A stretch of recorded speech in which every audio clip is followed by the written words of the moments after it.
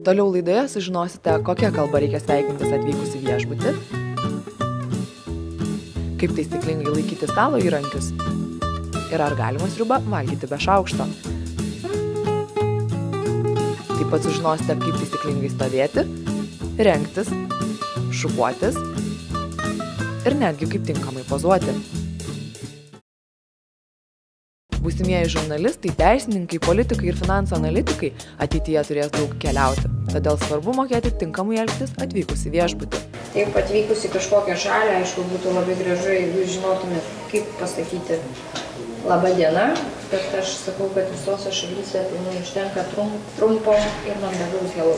Ir vienintelis dalykas, ką jūs turite padaryti, tai yra pasisveikinti ir pasakyti, kad jūs turite rezervaciją. Taip, jūs atvykote į viešbutį. Visą kitą stebėkit, kaip daro administratorius. Viską, ko jai reikia iš jūsų, jinai iš reikalo. Na, ir tada pradedame.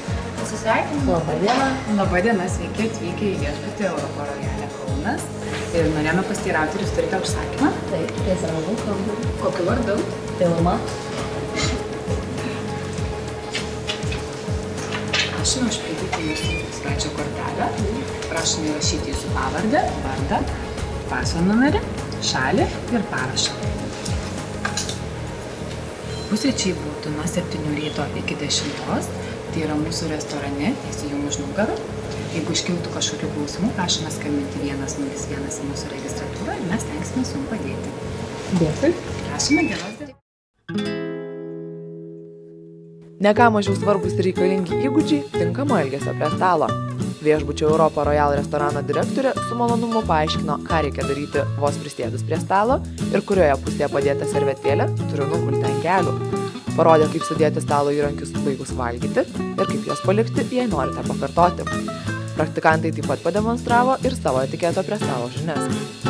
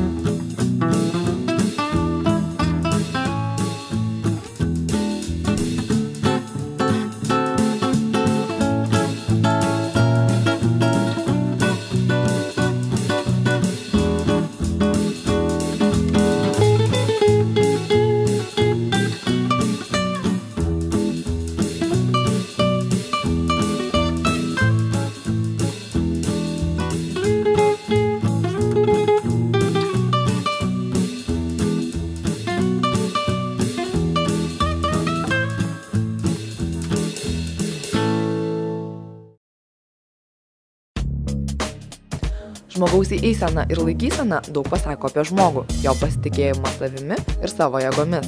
Taigi labai svarbu išmokti tinkamai pateikti save. Praktikantai gavo daug kritikos ir daug patarimų, padėsiančių suformuoti rimtą ir savimi pasitikinčio žmogaus įvaizdį. Aš esu 100% tikras, atsiprašau, kad tai yra vienas svarbiausių dalykų save pateikti, nes viskas prasideda nuo to, kaip žmogų sutinkame. Ir šie jaunuoliai, kur buvo, jie visi žino, ko nori, tik galbūt kai kurie nežino, kaip tai pasiekti. Aišku, tas laikysena pateikimas savęs nėra pagrindinis dalykas, bet aš manau, kad įtakos turi daugiau nei 50%, nes mes vis tiek sutinkam pagal išvaizdą. Jeigu žmogus šiek tiek bus susikūprinęs, akis nuleistos, mes vis tiek kitaip žiūrėsim nei tą, kuris ateis įsitiesęs, žiūrės į akis, kalbės aiškiai, dikcija bus nuostabi. Ką manote apie tai, ar yra naudingas toksai projektas, na tarkim, net ir tokios prabėgom pamokėlės ir to pačio etiketo, ką jie gaus, ir tas pačios laikysenos ir apskritai išbandymas savo profesijos prieš ją studijuojant. Ar tai jūsų akimis naudinga? Aš į visą šitą žiūrėjau su baltu pavydu. Labai gaila, kad man taip nepasitaikė. Aš manau, tai yra unikalus sumanymas, nuostabus projektas. Tai yra tikrai, aš dar tokio nesu girdėjęs ir jeigu man būtų pasitaikę, aš 100% tą patį bandžiau padaryti. Tai yra pats geriausias, manau, kad naudingiausias kelias į sėkmę. Lietuvių liaudies išmintis byloja, pagal išvaizdą sutinka, pagal iškalbą palydi. Dar viena pamoka praktikantams – stiliaus formavimo subtilybės. Pirmiausia, kaip mes ir kalbėjom, tai buvo pats pirmas pradžia, tai iš tikrųjų yra siluetas. Siluetas, tai vadinkim irgi žmogų sutinkame dažniausiai jau pagal tai mes ir apsprendžiam, tai ar vyras, ar moteris, ar ne. Tarkim, jau teisingo silueto jau yra geras, jau vadinkim ir proporcija visa gera, ir linija teisinga, visa. Toliau mes vertinsim spalvą. Irgi kokią turės, tarkim, spalva psichologinį, tarkim, informaciją. O trečias dalykas tai būtų daugiau yra akcentai, irgi papildomos detalės, tai batai, aksesuarai. Svarbiausia, kad jų tų akcentų niekada nebūtų irgi lygiai taip pat per daug. Nežinau, ar tai blogai, ar to moko, ar to nemoko, kad jaunas žmogus dažnai pas mus Lietuvoje nesupranta svarbos viso šito. Ypač žmonių, kurie siekia kažkokios korporatyvinės karjeros, ar nerimtose ten finansų, politikos, ar tai teisės srityje. Užsienį tai, kaip sakyti, tikrai yra pakankamai reglamentuota, labai griežta ir pas mus žmonės tose srityse dirbantis, jie aišku tai vertina. Bet blogai, kad jaunimas ateinantis į tą sritį nesupranta, kad jos irgi vertina pagal tai ir kad tai iš tikrųjų gali būti, kartais netgi ir daugiau negu 50% tavo sėkmės patenkant, tarkim, tenai. Paskui jau taip patekus, tai bus tavo žinios, tavo, kaip sakyt, sugebėjimai, mokėjimas, kaip sakyt, tobulėti, dirbti ir taip toliau. Ir manau, kad įjungia savo jaunatviškas, tarkim, perspektyves mintis ir siekius ir sujungiant su visais patarimais iš šonų, taip pasiekti daug įmanomų.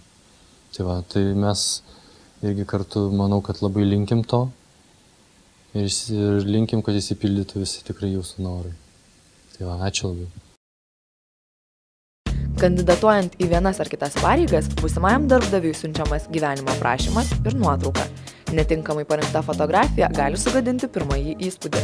Modelių agentūros vadovė pamokė praktikantus, kaip nusifotografuoti ir padaryti nuotrauką tinkamai juos reprezentuojančią. Tai labai yra svarbus dalykas, būtent nuotrauka. Aš manau, kad kiekvienas darbdavys, priimdamas žmogų į darbą, pirmiausiai atkreipia dėmesį į nuotrauką. Bent jau aš tą pirmiausiai padarau, o po to perskaitau tekstą. Tai man atrodo, taip yra ir su visais žurnalais, ir leidiniais, ir madų, ir taip toliau. Dabar teko jums pafotografuoti mūsų praktikantus ir sakyti, kokią nuomonę susidarėt, ar moka mūsų praktikantai save atskleisti prieš fotoobjektyvą. Na, žmonės yra tikrai jauni, dar tik pradedantis gyventi, ruošiasi tam gyvenimui. Tiems tikriesiams žygdarbiams, tai, sakykime, jie yra labai lankstus ir tikrai visiškai yra nesunku ir su jais galima dar daug ką padaryti. Fotografuojantis lygiai taip pat. Ir kokiu turėtumėt patarimų, tarkim, siunčiant nuotrauką, jeigu žmogus yra, tarkim, meniška siela, ar jis turėtų pasistengti, kad ir jo nuotrauka, kabinama prie gyvenimo aprašymo, atspindėtų jį?